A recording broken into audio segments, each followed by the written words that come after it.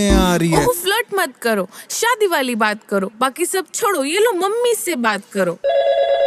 Hello. अरे aunty तुम क्या जानो, खुशी बच्चों की देखो, क्यों इससे परेशान हो, इसे मुझको दे दो। आंटी बात को समझो, खुशी बच्चों की देखो, क्यों इससे परेशान हो, इसे मुझको दे दो। ना ना ना ना ना।